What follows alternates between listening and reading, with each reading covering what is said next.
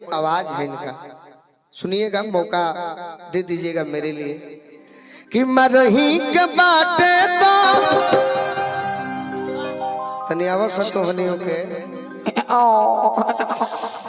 आवो एहू तरी हिलत रहब तनी मने बा। हाँ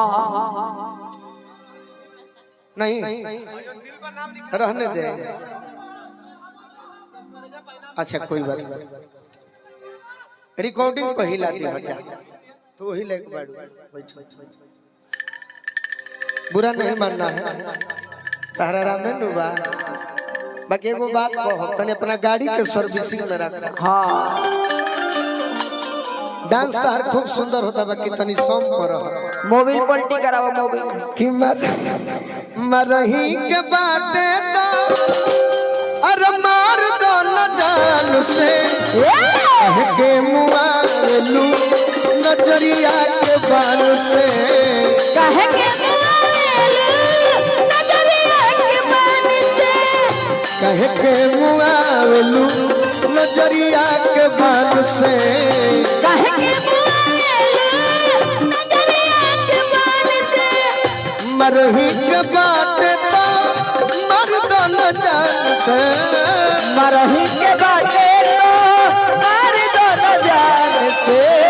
मरही के बाटे तो मर दो न जान से कहे के मुआलू नजरिया के बान से कहे के कहे के मुआलू नजरिया के बान से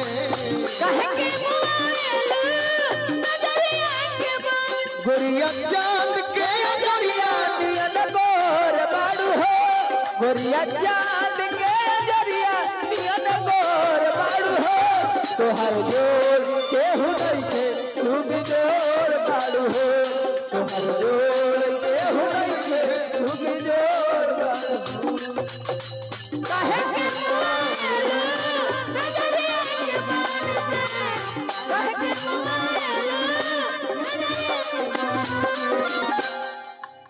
पुरस्कार शंभू भारती जी,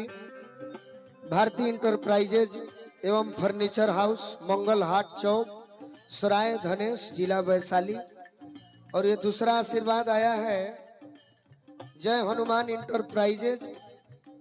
खोपी कोठी चौक, अमरजीत शाह जी, मुखिया खोपी पंचायत, राहुल कुमार जी। हाय हाय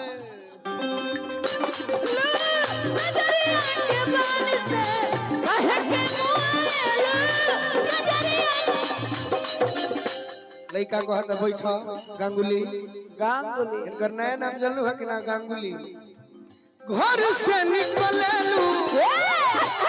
जब सजी सवार के घर से निकले सजी सवार के राम जी बनवले लागस पूरा सफर के बनवले लागस पूरा सफर के राम जी बनवले लागस पूरा सफर के राम जी बनवले लागस पूरा सफर के तू ही तो बाड़ू एगो आज हाँ कि बुद्धि फेल कइले बाड़ू सदा सुहागन शॉपिंग शौक, मुरारी चौक, लक्ष्मणपुर, मनीष कुमार सिंह जी। बुद्धि फेल कइले बाड़ू, बुद्धि फेल कइले बाड़ू बुढ़ावा जवान के काहे के मुआ नजरिया के बाल से काहे के कहे के मुआलू नजरिया के बाल से वह प्यार हम क्या करे हम तुमसे हुआ है प्यार हम क्या करे आप ही बताए हम क्या करे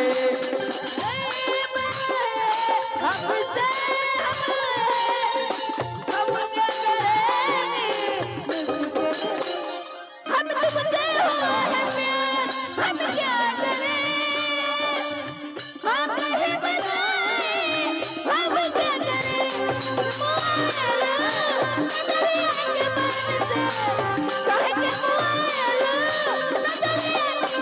ये हमारे भोजपुरी प्रमोटर नित्या जी जिन्होंने आशीर्वाद दिया, बहुत बहुत शुभकामना, प्रणाम, आशीर्वाद की प्रतीक्षा। और का कोई शर्म आ जाई, आहा हा कहर नृत्य इतना सुंदर, अब बोली तब के बुझाला कि सरदा सिन्हा के पोती हो, इतना मीठ बोले कायल बन भरत शर्मा के चेली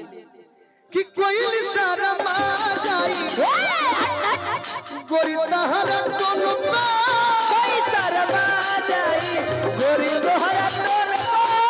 चंद के भी मिलल बा, गोराई तो से लोन बा, चंद के भी मिलल बा, गोराई तोहरा लोल बा, कि हल चल गोलू के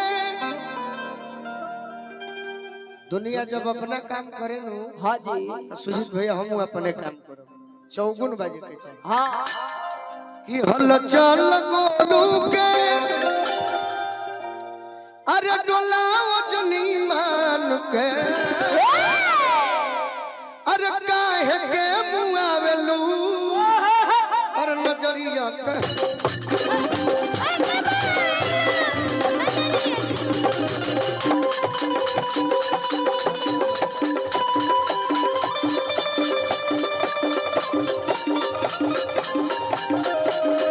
वाह वाह, नजरिया के बात से कहे के मारेलू, नजरिया के कि हल चल गोलू के अरे डोलाओ जन ईमान के, हल चल गोलू